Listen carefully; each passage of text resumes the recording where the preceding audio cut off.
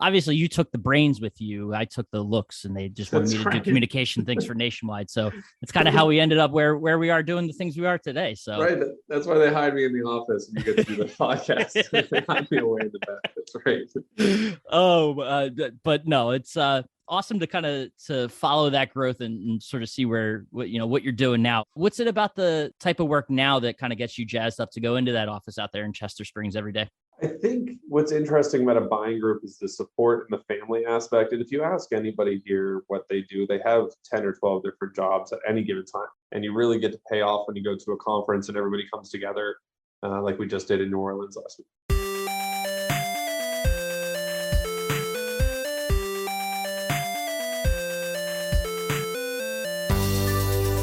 Welcome into the Independent Thinking Podcast. This is your host, Rob Stott.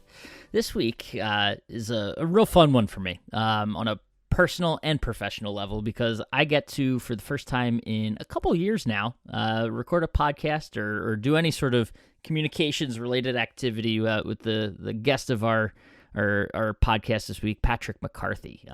For those who may not know, Patrick and I go back to our days together at CT Lab with Dealerscope and Connected Design magazine that they have over there, and we're both editors there, and got to cover this industry, cover the retail and consumer electronics and consumer custom integrator rather industries together, and spent more hours than either of us would probably ever care to admit to, recording videos together and shooting things and attending industry events, all sorts of stuff, which includes, of course, Azione Unlimited and Nationwide Marketing Group events over that time. So to be able to jump back into a podcast with Patrick and talk about their recent event, the Azione Unlimited event down in New Orleans, and just a cool time, excited to be able to catch up with him and hear what he's hearing from their dealer members and vendor partner members, and some new and exciting things going on down there. Obviously, the New Orleans event had some announcements come out of it, new dreams in New Orleans as they positioned it, and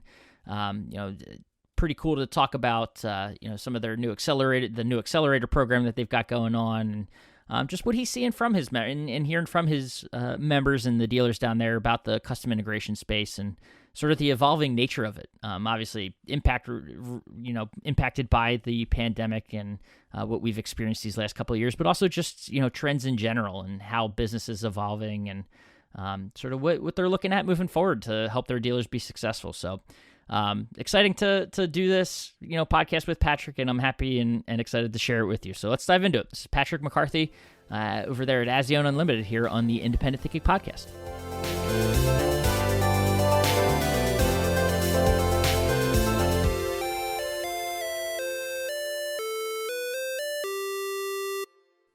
All right, we're back on the Independent Thinking Podcast, and it's been a couple of years, but I think I scared you away. It might have been that meal in Berlin where we had the options were in front of us, and we could go schnitzel or I don't know, pork belly, the pork knuckle, anywhere like that, but I opted for Hard Rock. We went to the Hard Rock. You fly across the world, halfway across the world, and we go to Hard Rock Cafe in Berlin and get some American burgers. So I think that's what did it. That's what scared you away from. That's what we were cutting our teeth. I was just telling our friend Hank that at our conference in New Orleans last week about it. That's a fun story. It's fun that, Richard likes to say there's 99 players or 99 seats and 100 players. It seems like people are always moving. So it's fun that I get to keep getting new jobs. You get to keep getting new jobs, but they get to keep telling that story. Yes, you did. Each other. Story is always relevant. It is, and it's just a nice callback to a time when we were colleagues. And look, you try to run away, and I caught up to you. So we're colleagues once again. That's right, Mr. Right. Patrick McCarthy. I appreciate you. I know you're feeling it. You guys had quite the week last week, but I appreciate you on a Monday afternoon here, hopping on and chatting with us. So how you doing? I'm good. Right out the gate. We are, I'm about 24 hours away from just recently being in New Orleans. Thanks to the beautiful flight industry. We had a red eye out. Like Saturday night, so not too long ago I was on New Orleans time, but I'm okay. We're back in the office, we're revved up, we're looking at what's down the pipe. Awesome. Well, for those who don't know, Patrick, obviously with Azione Unlimited, new partners here for Nationwide Marketing Group. Talk to, obviously our paths crossed when we were both at CT Lab and in the trade media side of things. But tell us, catch the listeners up on kind of what you do there for Azione and what your role is. Yeah. So looking back at where I came from when I was working alongside you in the foxholes, we were kind of covering the CE and CI spaces. And in the role with the CI spaces, I was covering every buying group, CEDIA, and every extracurricular they would put on, which is how I ended up meeting Richard and the Azione group, the Azione family. And there was something about the electricity and the family and the dynamic that really attracted me to this position. So Richard brought me on as new business development and member services, which is really just means I get to interact with both dealer and vendor. When a new vendor or vendor needs support, I'm able to supply that. When a dealer needs help connecting or purchasing smarter or hiring or going over some of their processes, I'm able to help out there too. So I'm just bringing a lot of experience to the table, and it's going on about 3 years now. It'll be 3 years next month that I've been with the Azione team. It's funny. You talk about the shows. I think back to our time, the shows we went to, and it wasn't necessarily by design, but obviously, you always had gone to the Azione shows. Nationwide was something that I had just always gone to, and here we are. Obviously, you took the brains with you. I took the looks, and they just wanted me to do communication things for Nationwide. So it's kind of how we ended up where we are doing the things we are today. So right, that's why they hide me in the office and you get to do the podcast. They hide me away in the back. That's right. But no, it's awesome to kind of to follow that growth and sort of see what you're doing now. What obviously very different from communicate. You still do press releases and stuff, I know, for the Azione team, but what's it about the type of work now that kind of gets you jazzed up to go into that office out there in Chester Springs every day?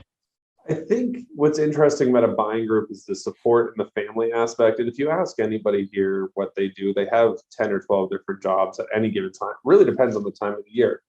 When we go back into conference mode, we all have a different set of agenda and chores. And then in between those times, we're either getting ready for the next one or we're tackling the other issues of the industry, whether that's helping them with their staffing, finding the right members of markets to support our vendors, finding which vendors would add a deeper level of support to our group, because we don't like to put on competitive vendors, but we do like to continue to add value. So there's a lot of research that we do into what categories are getting bigger. Just added WAC lighting to our line card. And that was a very interesting conversation because we were able to call up the other vendors, as we do as a professional courtesy, and say, hey, we're adding a new vendor.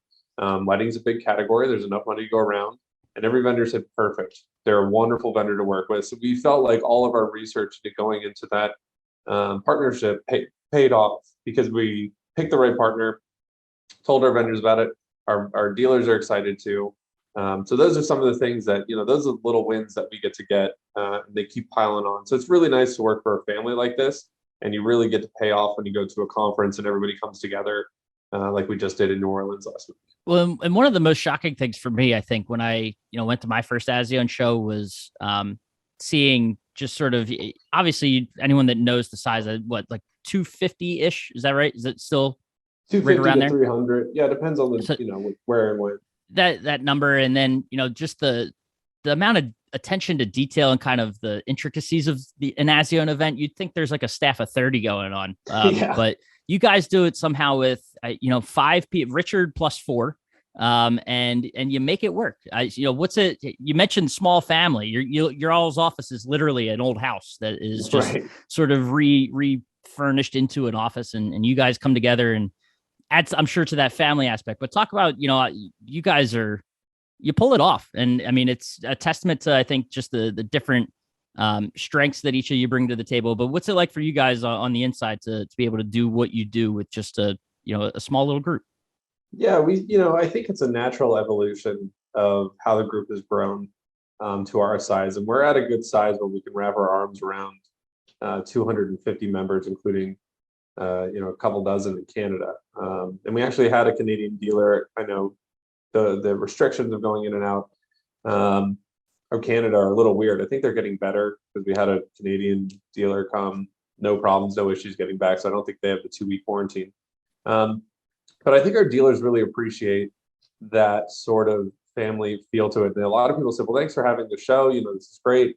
And I said, "Well, thanks for coming. You're the reason we put on these shows. You're the fuel to this flame, and you're the reason that when we all have these, 3, 4, 5 day adventures, and we're up at 7 in the morning building our set, um, that makes it worth it." And it was awesome to kind of have that same feeling when we went to prime time. And we had an interesting note from we were talking to the Nationwide guys. They said, "Well, we do it a little different, but that's because we don't have an MC."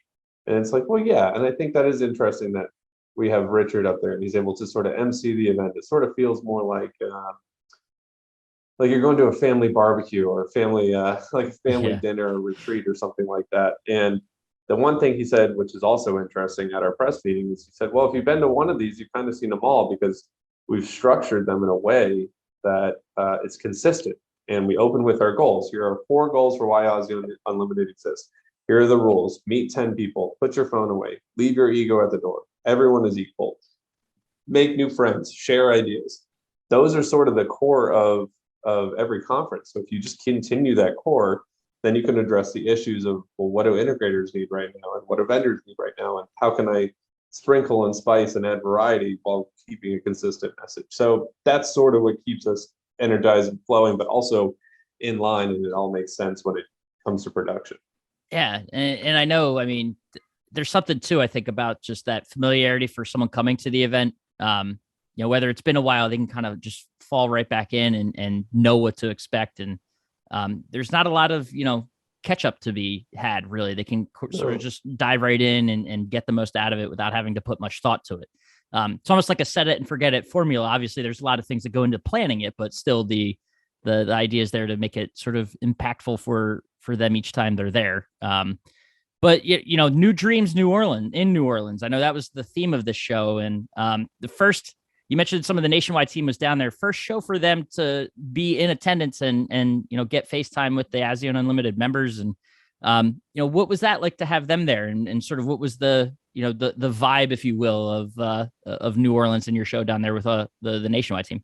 It was great. I mean, it was awesome to have the team down there. It was great to have Tom down there and get a moment to speak with the dealers. I know that they had revealed to us that they made a sizable donation, which I know is a core aspect of the Nationwide shows. So now we're looking into, this was sort of a moment for them to observe everything we have going on. And now it's, well, how can we bring some of these really good things that we like for your show, and maybe they can take some really nice things that they like from our shows. So there was a lot of notes passing back and forth. But I was surprised isn't the right word, because I knew it was going to happen. But there was a lot of comfort in knowing that when they were sitting with our members and talking with them, they all sort of talk the same language. And now it's about discovering which of these foundational benefits that you have in your philosophy of letting entrepreneurs thrive in their own way can be translated and sort of molded and start making sense for our members, which got them really excited. And I know we have one-on-one tables. We set up a table for them. We had a list of dealers that went and visited them. So I know they got some action. We were able to talk one-on-one with dealers all throughout Tuesday. But I think, looked like they were having a good time. Every time I saw them, they had big smiles on their face on Bourbon Street in the hotel lobby. So I think, talk quietly, I think, around the office this morning, but I think everyone had a good time down in New Orleans. It's kind of hard not to. Yeah, no, for sure. And, exciting to hear that. You mentioned it, there's just a lot. We've noticed it since, I think, back in October when everything was made official. And I know, with the conversations even prior to that, just the level of comfort between the organizations was there. And just the mindsets are the same, and you kind of come to learn, obviously, the people. Just familiarity, I think, is the key word that you mentioned there. And it just sort of sets things up nicely. I know. Now, you mentioned that passing notes and kind of seeing some of the things. You've had a chance now. You were at Prime Time in Phoenix just a little over a month prior.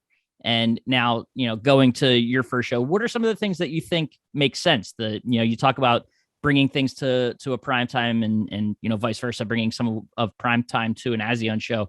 What are some of those things that you see as you, come out of having been to both now within the last month and a half or so that, kind of makes sense, or the ways that the organizations can kind of yin and yang each other, if you will.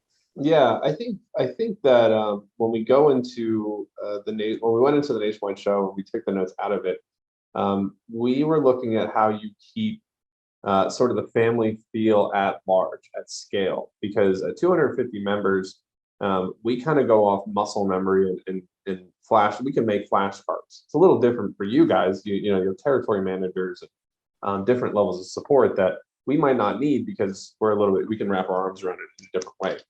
We're basically like a territory as to how you would look at us. We're just sort of the ASEAN territory versus how you guys would look at all these maps. But I think all the subtle touches, which almost you could take for granted, of how you could grab the little tags to put at the end of your ribbon that just sort of bring personality and style and family. I think everything that Nationwide did to comfort their members, give a lot of information up front, and then have all these little family style touches of interactions are things that we want to bring.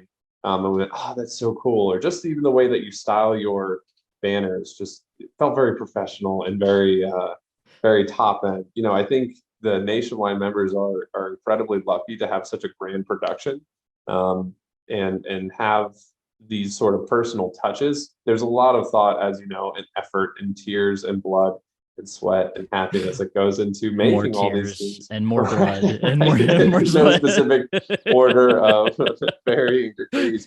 But it's we're on the other side. We're a little bit lucky because we can do, with a smaller group, we can do things like dining with dealers, where we're able to split up membership and say, here's 10 people, we're gonna pick up a tab, here's a restaurant we booked, you guys show up and have a good time. Those little intimate moments are sort of recreated with your group in different ways.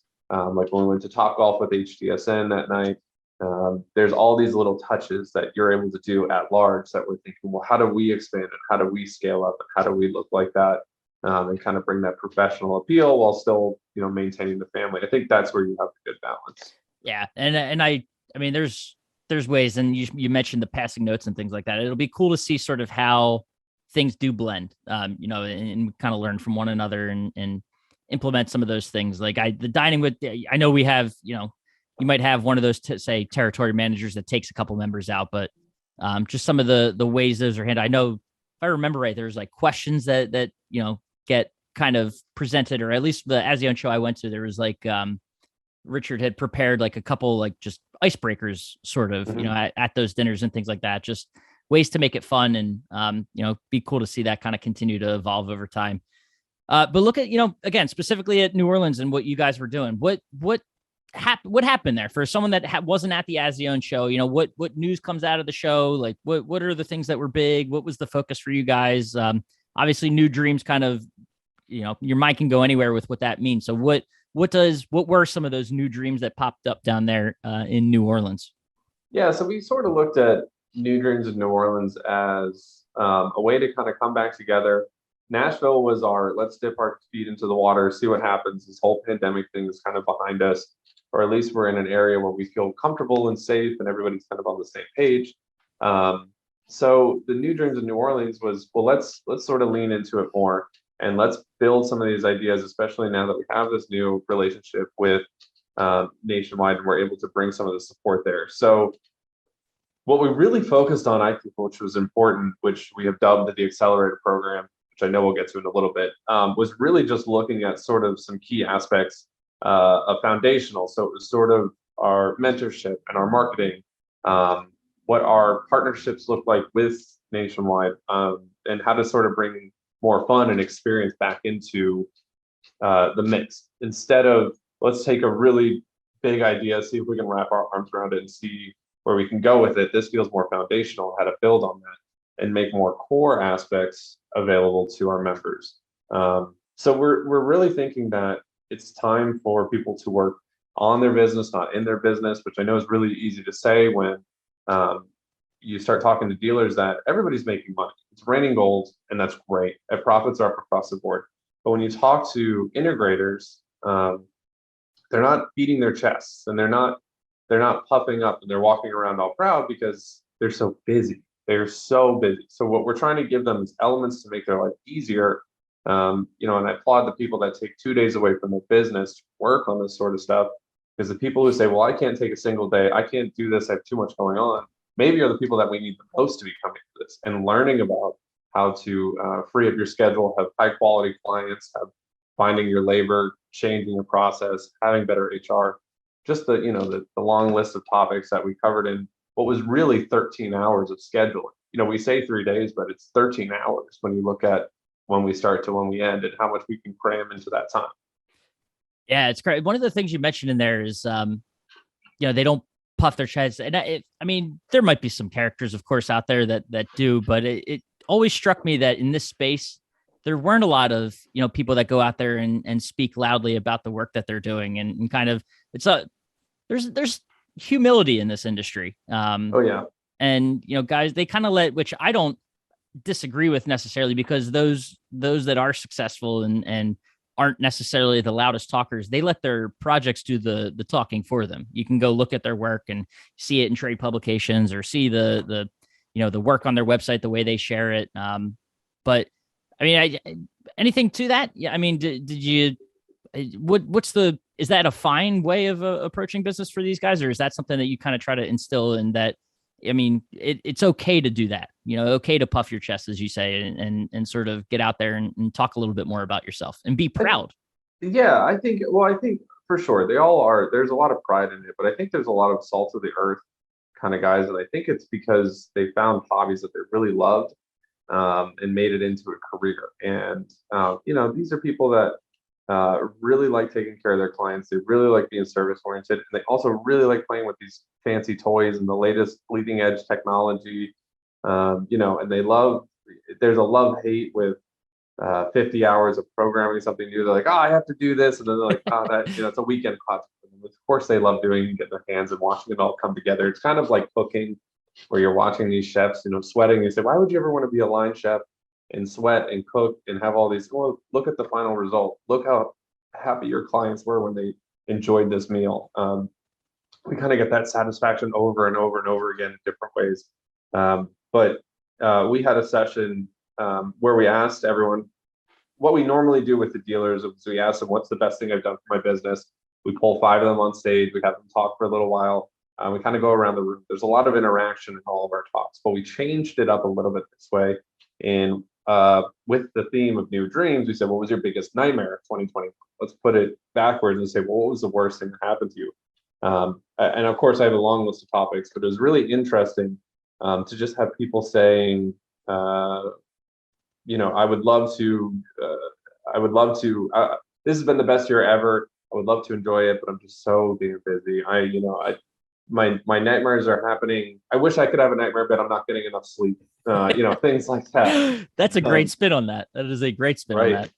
That was, it was really interesting to see them. But I think that this is an industry that lets their work speak for themselves. And when you see it, you know what it is, and everybody knows what a professional looks like, and what those professional projects looks like. And when they see it, they're in awe. And we're all taking notes from each other too. And that's sort of a community. And to your point earlier, what did you miss if you didn't come? We didn't miss all the note. You missed all the note sharing. You missed all the idea sharing and how I'm running my business, or how I did this project different, or how I was successful with this idea that you're experiencing right now. And you'll never know the solution because you didn't come to an event and learn from other people. No, that, I mean, speaks truth to, what we all kind of learned over the last couple of years with, of course, there were virtual events and things like that, but, the in-person style has changed. Yeah, for sure. But, I think people realize the value in missing out on it for such a long period, an extended period of time. So there's almost like this refreshing, it's almost like we needed the break, right. Kind of. I think people, you could say, not even just this industry, but every industry, the idea that, not that even events were getting stale. It's just that we kind of took them for granted. So the fact that we were able to have a pause on them or almost have them taken away. It's like we were a little kid and we had our events taken away. Right. And then we come to appreciate just how important they actually were. 100%. And I think that it gave us something new to talk about. We're looking at industries in a different way. We're looking at work-life balance in a different way. We're looking at, the entire and we can jump into it now or later, the entire CI model has changed from just in time to you better find a place to warehouse, because if you need product, you should have got it 3 weeks ago. There's no more waiting for the last second and driving it home from there and hoping that you can find it, because supply is when it's in, you better buy it and warehouse it. That typically hasn't been our model. So there's an interesting evolution, which probably should have happened a while ago anyways. Just truthfully, there should have been a little bit of stocking going on, but now it's more relevant than ever. To the point where you might start seeing this show up as you might start seeing technicians. There's no natural evolution.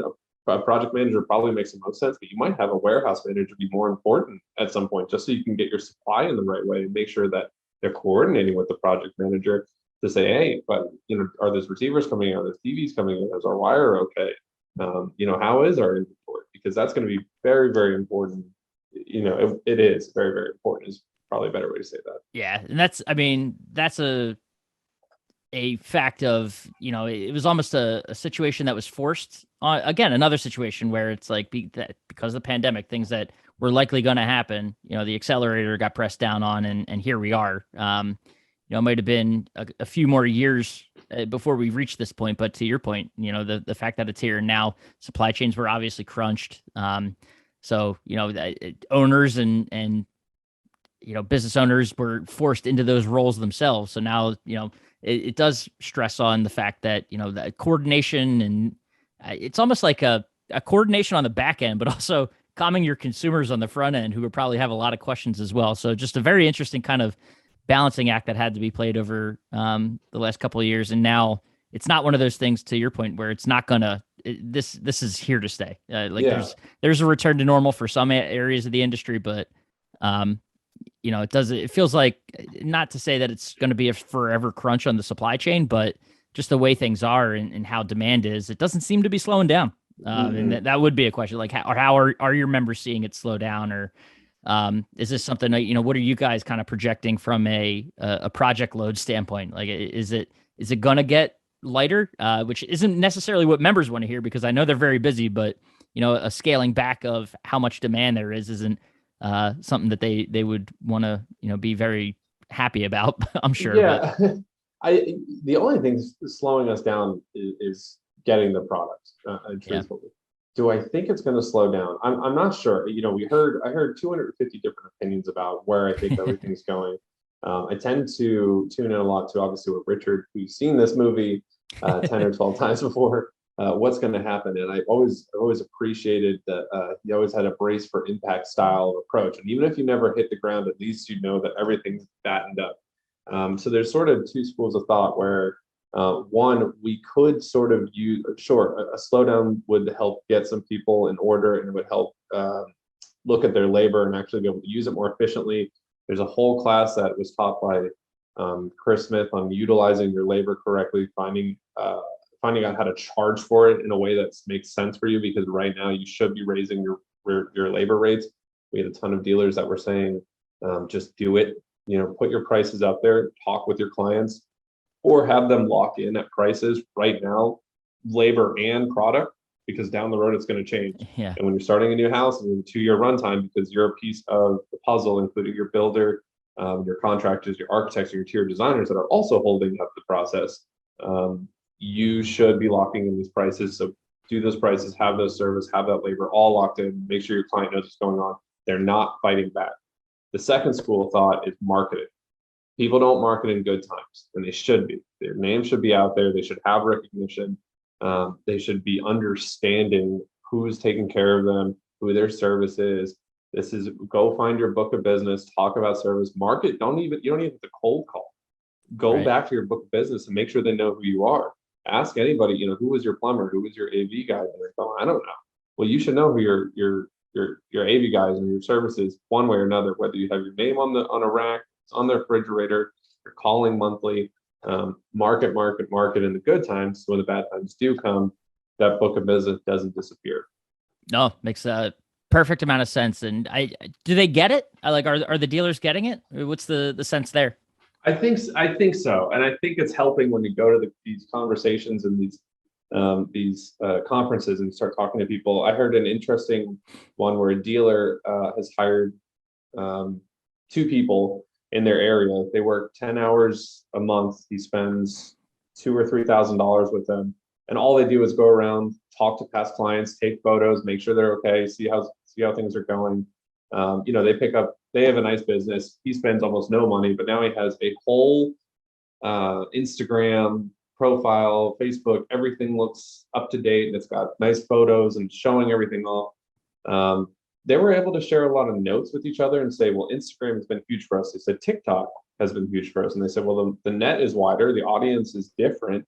It's also very wide.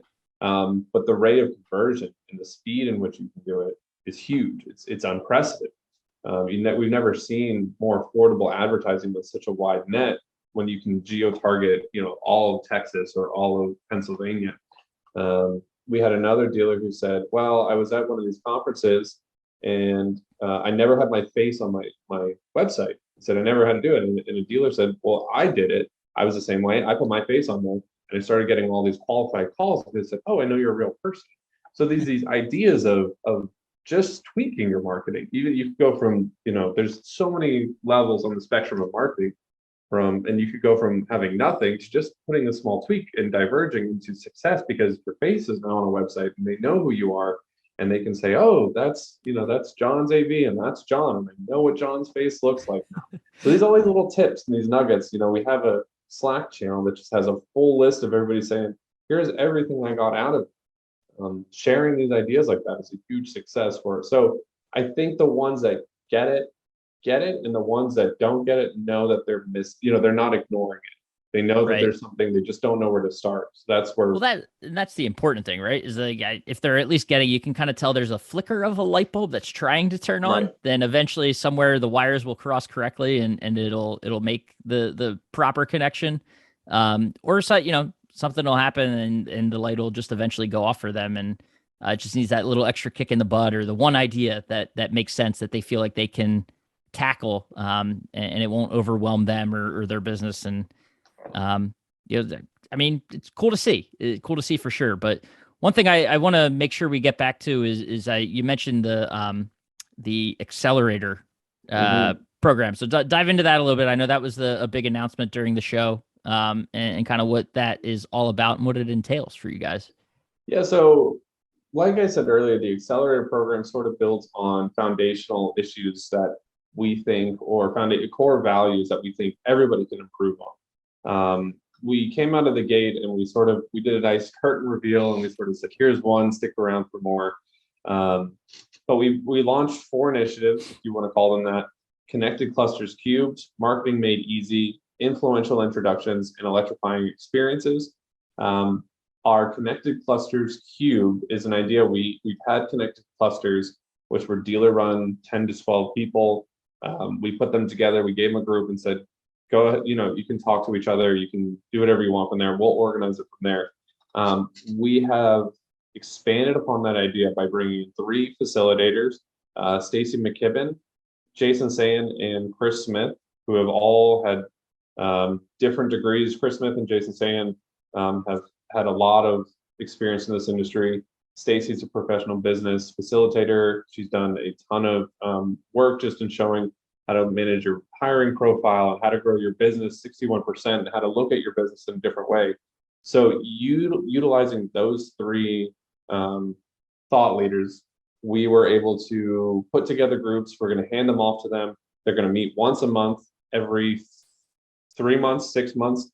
They'll have a tag team where Chris will join Stacy's group or Jason will join Stacy's group, and they'll talk to each other. So they'll have the tag team facilitator so they can kind of continue with topics. So there's a mentorship in there that we can bring issues to the table, talk about it with non-competing dealers, small groups, and then sort of build out teams and identities and be able to reward them for being part of this thought leadership and then growing from there. So it's kind of like mini conferences that you kind of meet with, 2-hour sessions every month, and put these ideas together. Yeah. So that's exactly what I was going to say. It sounds, the way you're describing it, it almost sounds like it's bringing the best of those hallway interactions, like someone that has that third party, outside perspective on your business that can offer those quick tips and things that they might see that you're just, because you're so involved and ingrained in the day-to-day, that just having that, an outside opinion or outside perspective on something could, it essentially brings that conference experience, to sort of make it more regular and more formal for them. So that's an awesome sounding sort of setup, the way that's built.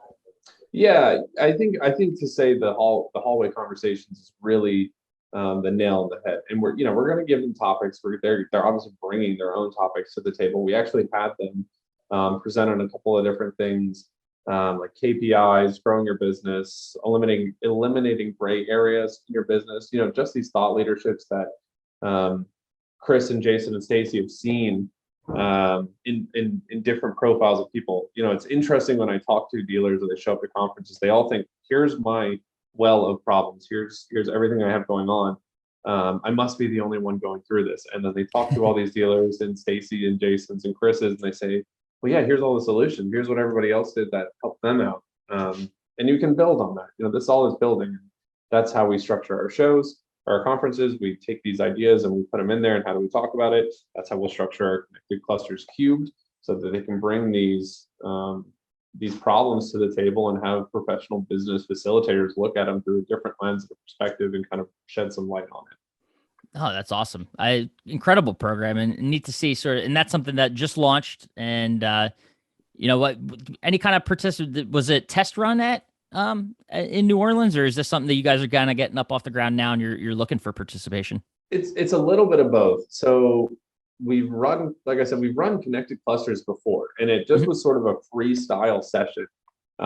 We had people volunteer to moderate it, but it was basically, let's meet for an hour and a half. As long as you guys have time, we'll talk, and let's bring some ideas to the table and see where we go from there. Sometimes it's relevant to what's going on right now. Sometimes it's generalized, I have some marketing issues. Let's talk about that this session. The closest we got to a test run with that, we've had Jason and Chris talk to the group before. Stacy is new. We've had them talk, and we had them do these vignettes of talks on the first day. In 15 minutes, they went over a topic. And we said, did you like what you saw? And they go, yeah. We said, great. If you sign up on your QR code, we'll put you in a group. You can work with them for an hour every month, or 2 hours every month for the next 6 months, and be in the program and talk to them as a professional facilitator with a couple other members in the group. So it kind of feels like a classroom session. So it's sort of a little hybrid launch into the air. Gotcha. No, exciting to see. And I know those are three minds that are, you said thought leaders. I saw a little smirk, because they are. They're very good at what they do. And that'll be kind of cool to follow and see sort of what your dealers are getting out of that. And I'm sure, even if it's one nugget that it helps improve their business, just move the needle a little bit, that's better than nothing. And, it'll be, like I said, just cool to see. So, somehow we used to keep these to 15 minutes. Really? When you and I, when you and I would talk, remember we can review some, not even like 15 was considered long. So I blink and I look up at the clock and it's been like half an hour or so, but this is, I maybe we'll have to have a part 2 here down the road, not too long from now, but, Well, I'll tell you what, we have more information on our website, azioneunlimited.com/accelerator on that. We're going to be making more noise. There's a couple other really cool things we're going to be doing with this Accelerator program. Very exciting stuff.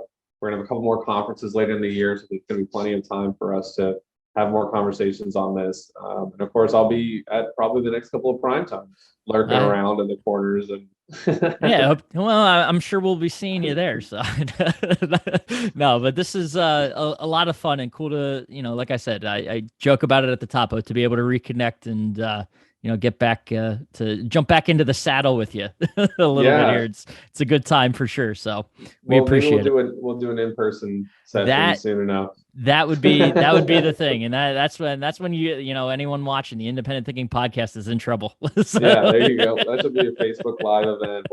We'll really pop the bells and whistles off that one. We'll make it happen. Sounds awesome. But Patrick, appreciate you taking the time, diving into the conference and everything you're seeing there, and look forward to that in-person Independent Thinking Podcast here before we know it. Yep, excited. Thanks for having me, Rob. All right, later.